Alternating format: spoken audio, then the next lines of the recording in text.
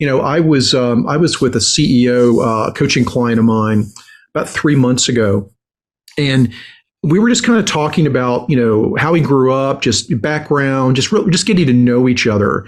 And he said, Randy, I've got a dilemma, and I really want to get your help with this. And by the way, he told me to share this story. I'll keep it generic, but he said, I know that I am a hard person to get to know. I know that people struggle to get close to me, and I've always wondered, how do I overcome that? And as he was telling me about his background, he grew up in foster homes.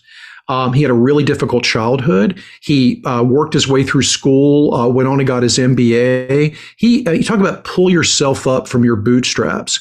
And I told him, I said, listen, that's a very deep and personal story, and I'm grateful that you shared it with me, but I'm also inspired. And think about the opportunity to inspire the people around you by talking about what you really understand about adversity for them. You understand what it's like to have difficult times. You've had incredibly difficult times.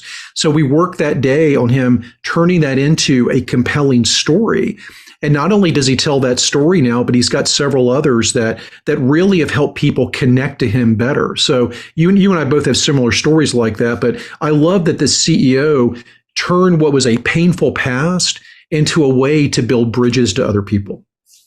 Yeah, beautiful. I love that. And so I want to build on what you just said, Sure. talking about kind of use discernment. We're going to be thoughtful about that. And again, we're practical guys, process.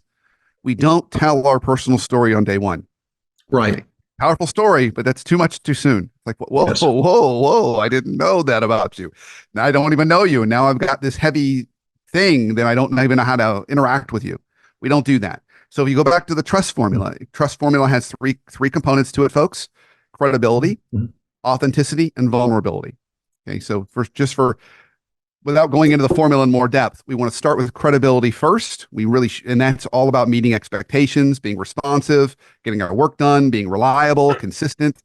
Those are components of credibility. We move into authenticity. We share a little more of our thinking, share a little more of our motives, and then we move into vulnerability. And we start with the prompts that I've already offered. I'm sorry, I dropped the ball. I could use your help. All those sorts of things. And then we use our story later as a way to accelerate trust. Ideally, if you're a C-level leader, maybe after a couple of years of working with the team, and in a perfect time when your team is going through adversity. And you say, team, I want to share this story with you I've never shared with you before. And then you tell this story about your life and how you overcome adversity. By the way, if you are listening to this, you've overcome adversity. Every single person on this planet has an inspiring story in some way or another. I know that to be true. You may not believe it, but I know it absolutely to be true. I've done this exercise with enough people to see their stories and say, wow, everybody's gone through something. So there's a time and place to do it. So Randy, I love that you gave that example of that CEO. And if you do it in the right time, boy, it allows the organization to see you differently and then follow you, perhaps when you're taking them into a season of change. So I love that.